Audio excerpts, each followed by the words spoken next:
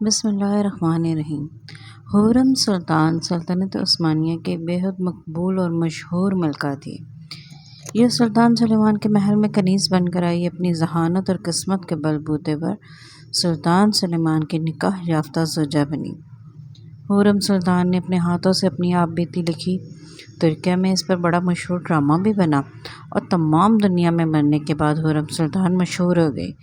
اگر ہم خرم کے کردار پر غور کریں تو اس دور کے لحاظ سے انتہائی دلچسپ، ذہین، بہادر عورت کا کردار سامنے آتا ہے۔ اندازہ کریں کہ ایک عورت کو بار بار کنیز کہہ کر دھتکارا گیا، اس کی جان لینے کی کوشش کی گئی، مگر اس کے صبر اور ذہانت کی داد دینا ہوگی کہ ایک دن ایسا آیا کہ وہی لوگ اس کے سامنے جھکنے اور اسے عزت دینے پر مجبور ہو گئے جو اسے اپنے پاس بٹھانا پسند نہیں کرتے تھے۔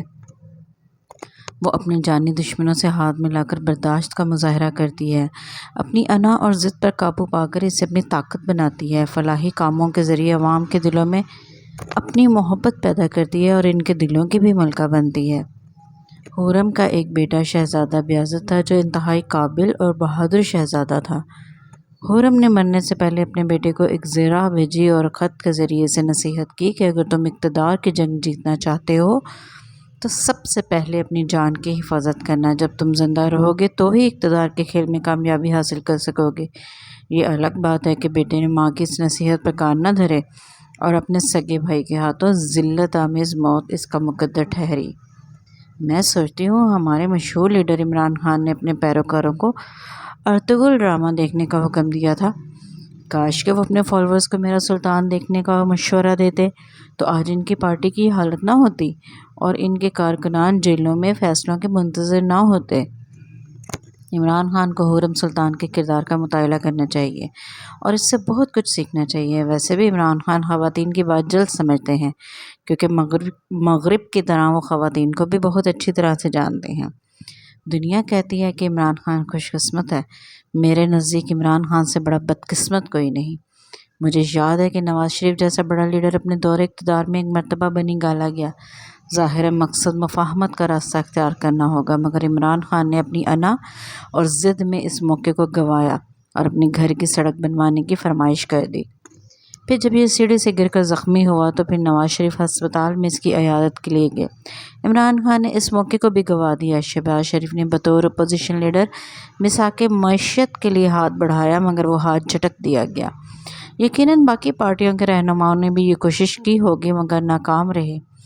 اقتدار کی مسند پر بیٹھنے کے بعد اگر آپ راج کرنا چاہتے ہیں تو آپ فوج کے مضبوط ستون کو نظر انداز نہیں کر سکتے۔ عمران خان کا فوج کے ساتھ رویہ ایسا تھا جیسے محلے کا کوئی لونڈا لپاڑا اپنے یار دوستوں سے برتاؤ کرتا ہے۔ ملک کے ساتھ رویہ اتنا غیر سنجیدہ تھا کہ عوامی مسائل حل کرنے کی بجائے کبھی کہا جاتا ہے کہ آپ نے گھبرانا نہیں اور کبھی کہا جاتا ہے کہ سکون تو قبر میں ہی ملے گا۔ اب حال یہ ہے کہ عمران خان پیچھے پیچھے اور باقی سیاستدان آگے چل رہے ہیں، کوئی ان کے ساتھ بات کرنے کا روادار نہیں۔ سب سے زیادہ اذیت ناک بات یہ ہے کہ عمران خان ہمیں ملکی معیشت پہ لیکچر دے رہے ہیں۔ پچھلے 3 سال تو لگتا ہے کہ ان کی یادداشت سے ہی محو ہو گئے ہیں۔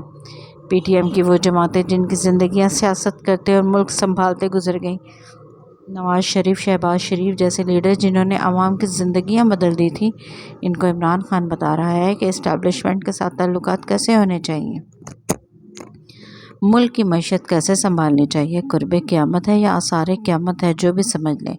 ویسے میرا عمران خان کو ایک مفت کا مشورہ ہے کہ ارطغرل کی بجائے میرا سلطان خود بھی دیکھیں اور اپنے فالوورز کو بھی دکھانا شروع کر دیں تاکہ آپ سیاست سیکھ سکیں اور آپ کے فالوورز سیاسی کارکن بن سکیں۔ آپ کو پتہ چلے کہ سیاسی میدان میں جگہ کیسے بنائی جاتی ہے، دشمنوں سے بھی ہاتھ کیسے ملایا جاتا ہے۔ عمران خان، جب آپ آزاد ہوں گے اور زندہ ہوں گے تبھی آپ سیاست بھی کر سکیں گے اور اقتدار کی مسند پر برا جمع ہو سکیں گے۔ پھر آپ کو ملاقاتوں کے لیے منتیں نہیں کرنی پڑیں گی، آپ کو قوم کے سامنے مظلوم ٹچ نہیں دینا پڑے گا، آپ جمہوریت اور اقتدار دونوں کو انجوائے کر سکیں گے، وگرنہ سر پہ کالی بالٹی ڈال کر گھومتے رہیں۔ ایک دن آپ کی پارٹی میں محفوظ وجود کو راستہ دکھانے والا بھی کوئی نہ ہوگا۔